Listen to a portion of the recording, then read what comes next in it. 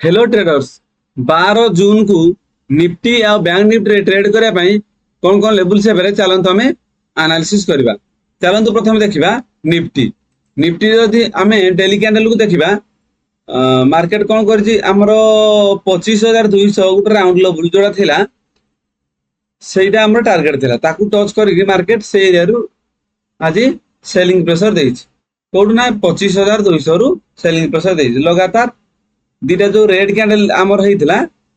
केबे केबे ना 9 जून आउ 10 जून जो रेड कैंडल हेता एग्जैक्ट ऊपर सेलिंग प्रेशर आसी कि सही सेलिंग एरिया रे एबे भी मार्केट अछि कारण एई दीटा जो कैंडल रेड हेजी सही एरिया रे सेलिंग एरिया रे एबे भी मार्केट अछि। जदि मार्केट काली गैप डाउन ओपन होउछ तळु जो हमें ड्रॉ करछन ट्रेल लाइन ता तळे जदि गैप डाउन ओपन होउजी ताहले मार्केट रो व्यू नेगेटिव रहइबो। जदि गैप अप ओपन होजी किबा फ्लैट ओपन होजी तो दीटा केस रे हमको प्राइस एक्शन को फॉलो करिया पड़िबो। चलन देखिबा 15 मिनिट टाइम फ्रेम रे हम कोन कोन लेवल सही पर जदि हम 15 मिनिट टाइम फ्रेम रे देखिबा हमरो प्लान कोन थिला ना 25,150 स्ट्रांग सपोर्ट भलिया जदि मार्केट ए फ्लैट ओपन होजी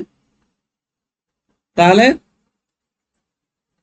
हमर व्यू नेगेटिव रहइबो आ 25,150 एटा हमकु रेजिस्टेंस बेला काम करि पार किंतु मार्केट से एरिया रे पाखा पाखी 15 आधा घंटा बेला वेट करला किंतु सेही रेजिस्टेंस को सेटा ब्रेकआउट देगी मार्केट अपसाइड मूव कर देला। तो market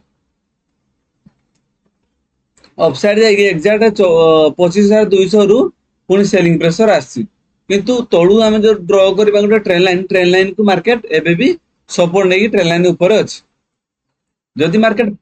just gap up open होजी जोटा कि 25,150 आउ तळु ड्रॉ करथवा ट्रेन लाइन या ऊपर जदि ओपन होजी ताले हमर व्यू पॉजिटिव रहइबो टारगेट रहइबो पुनी अपसाइड को जगह रहइबो ना पुनी रहइबो 25,200 जोडू सेलिंग प्रेशर आसी सेटा पुनी हमर टारगेट रहइबो। जदि मार्केट 25,150 ऊपर जदि गैप अप ओपन हो एरिया जदि गैप अप ओपन हेगी एरिया जदि किछ ग्रीन कैंडल होजी ताले पुनी अपसाइड मूव हमर रहइबो। जदि market directly gap down open हो जाउजी एरिया रे ए ट्रेन लाइन एरिया जदि गैप डाउन ओपन हो स्विंग पाखा पाखी एरिया जदि गैप डाउन ओपन हो जाउजी ताले हमर नेक्स्ट डाउन साइड सपोर्ट भला काम करिवो 25,000 गुटे राउंड लो जदि गैप डाउन ओपन हो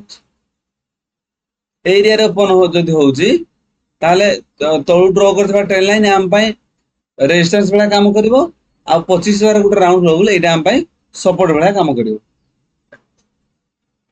जदि मार्केट डायरेक्टली बहुत बड़ गैप अप ओपन हो जाउची 25,200 ऊपर डायरेक्टली गैप अप ओपन हो जाउची 200 ऊपर ताले मार्केट रो व्यू पॉजिटिव रहइबो हमरो आमे अपसाइड ट्रेड ही खोजिया पे ट्राई करियो। चलन देखिबा बैंक निफ्टी रो जदि हम डेली कैंडल को देखिबा मार्केट कोन करजी हमरो 57,000 गुटे राउंड लेवल सेठी लगातार 3 दिन सेलिंग प्रेशर आसुची जोडा हमरो 57,000 गुटे राउंड लेवल कहउले सेही एरिया रु लगातार 3 दिन हला रेड कैंडल हे सेलिंग प्रेशर आसु। जदि काली गैप डाउन ओपन हुए ताहले हमरो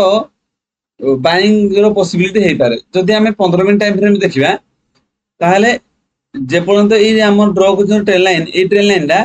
जे पर्यंत ए ट्रेन लाइन ऊपर मार्केट अछि तो ए ट्रेन लाइन को सपोर्ट भला काम करी मार्केट अपसाइड जा पई ट्राई करिवो आ ऊपर रेजिस्टेंस फेस करिवो 57,000 गुटे राउंड लेवल जे पर्यंत ट्रेन लाइन ऊपर जदि मार्केट बहुत बड़ गैप डाउन भी ओपन हो जाउची जदि भी गैप डाउन ओपन होजी ताहले डाउन साइड रे हमर 56,000 गुटे राउंड लेवल ताकू सपोर्ट भला काम करी अपसाइड जा पे चेष्टा करिवो। जदि मार्केट बहुत बड़ गैप डाउन ओपन हैला 56,000 तळे डायरेक्टली गैप डाउन ओपन हैला ताहले हमर व्यू नेगेटिव रहइबो आ हमर व्यू डाउन साइड रहइबो। डाउन साइड रे सपोर्ट भला काम करिवो 55,550 नेक्स्ट सपोर्ट काम करिवो 55,000 एपट डाउन साइड रे सपोर्ट भला काम करिवो। जदि मार्केट फ्लैट ओपन हो जे एरिया रे ताले हमें ड्रॉ करथो ए ट्रेन लाइन सपोर्ट भला काम करिवो